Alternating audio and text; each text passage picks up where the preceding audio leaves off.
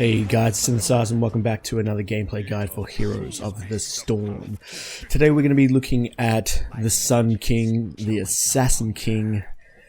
He is Kael'thas and he is dominating play at the moment. I mean, he has dominated since he was released, but he got a rework, and you could probably even say that he's better than before, potentially, and definitely in certain situations he is.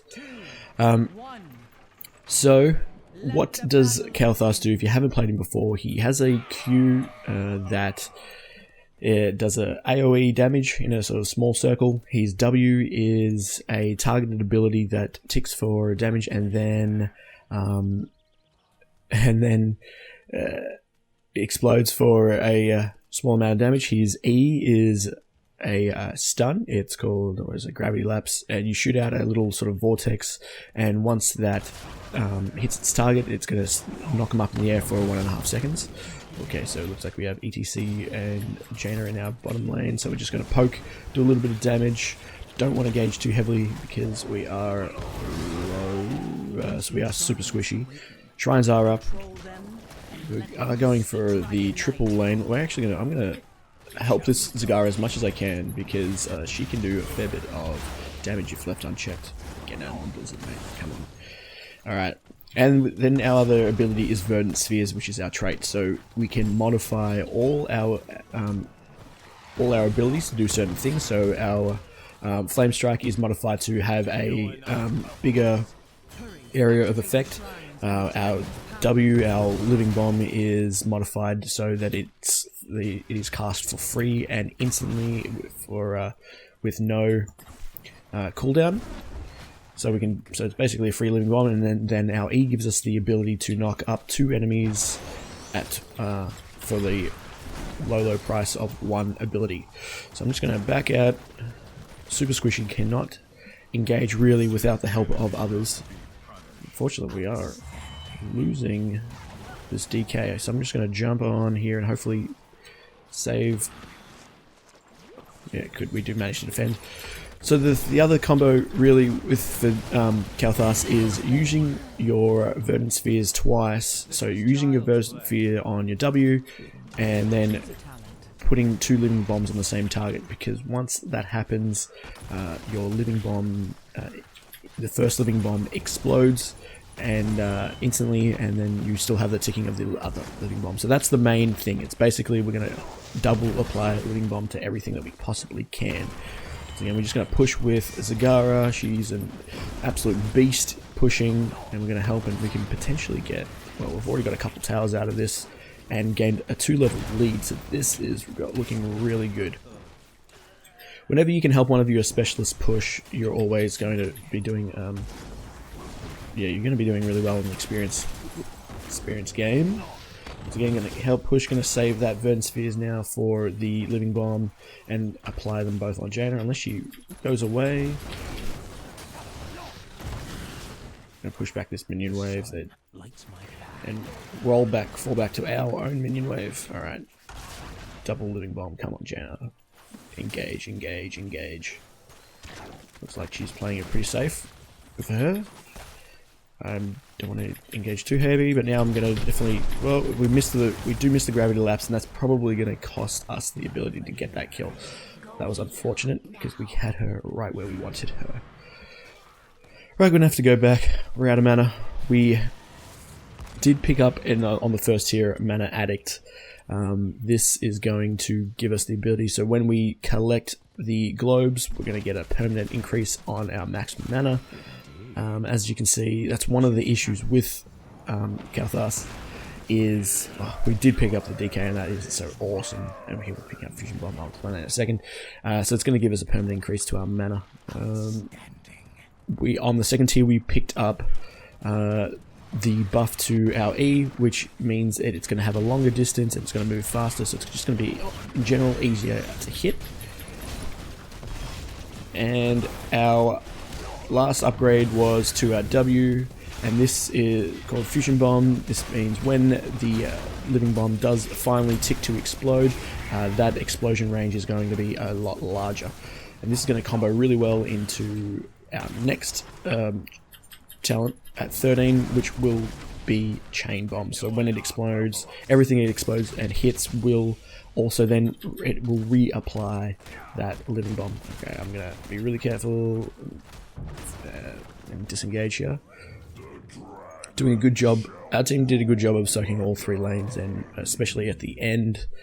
It's hard to get a lot of work done with the first DK, Dragon Knight, because it's so weak. So the fact that we were able to still soak up all lanes is really essential, because we definitely want to hit 10 first, and we can definitely snowball it from there.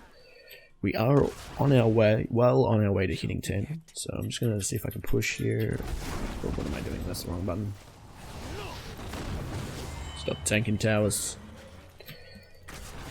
Alright, we did pick up the Vala.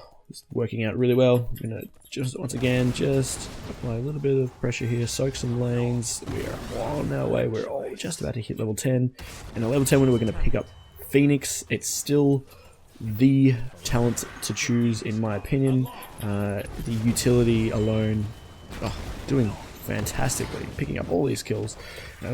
Gives me the ability to just push this lane by myself. I have to go back and tap for mana.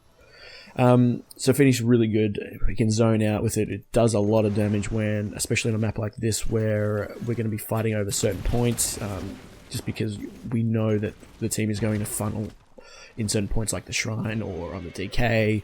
So definitely a map like this, Phoenix is essential. But even if it wasn't a map like this, I think I'd still pick Phoenix, because, well, okay, now they've got a bit of help. I'm going to use that to disengage. If the monk wants to sit in the Phoenix, that's fine. You can see how much damage he was taking, so I'm going to actually have to jump back. Tyrael and our monk in a little bit of an awkward situation. He does manage to Divine Palm himself. Perfect timing. Really good play there. Alright. Now I will be able to join my team in engaging. I'm actually going to go straight up top.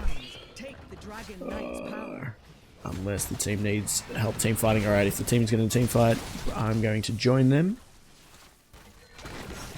They are still not level 10, so any kill we potentially, any team fight we engage in here is actually going to work in our favour heaps.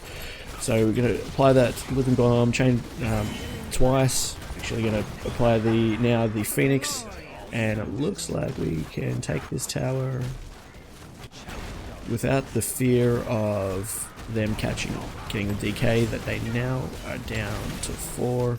ETC is top, but I don't think he will be making his way down to bottom anytime soon. Just going to keep pushing, taking as much as we can.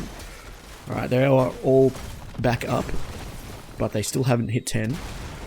So if we do engage, I'm not too worried. ETC doing a good job of soaking experience for his team, because he knows that they really need level 10. We're going to come up here and see if we can pick him off though. Here we go, Chain Bomb. This is where Kael'thas goes huge.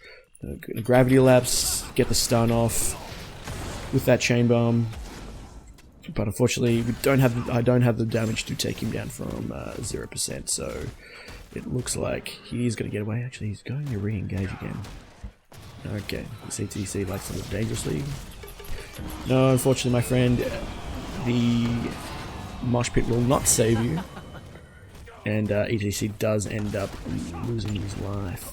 So our monk, what is a little bit out, is, well, there was 3 of us, not anymore, so I'm going to have to be a little bit careful. Oh, he does. I've just missed that gravity lapse. I'm going to go up and defend the top shrine, because I think that's where he's heading. No? Okay. He has gone mid, so I'm going to just push bottom then. All this unchecked damage. Oh, please. So good. So good. And we pick up that Dragon Knight. Gonna quickly go back, hit the mana, get some mana, get some health, and then continue pushing with my team actually. Definitely want to jump back in.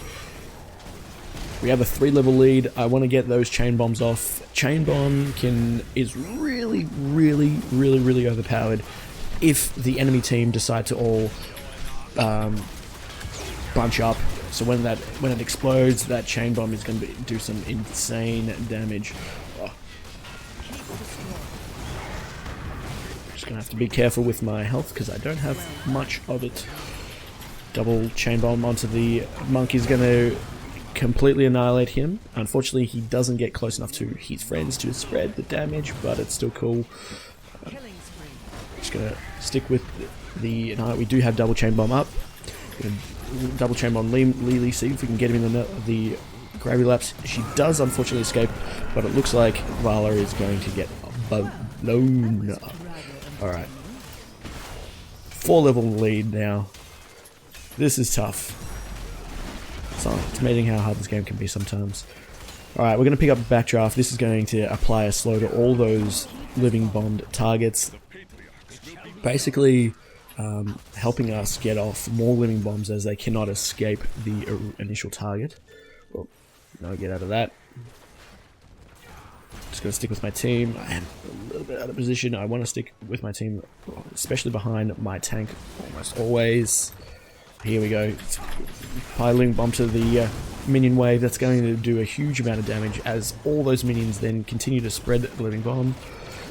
Oh, the mosh pit not quite working out. Lily does go down. That 4-level lead starting to really show now.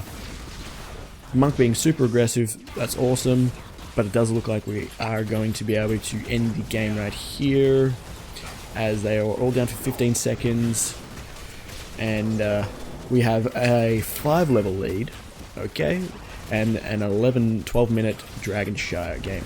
So that was Kael'thas. At level 20 I would pick up Bolt of the Storm just to give you a little bit of extra survivability, but you can really see...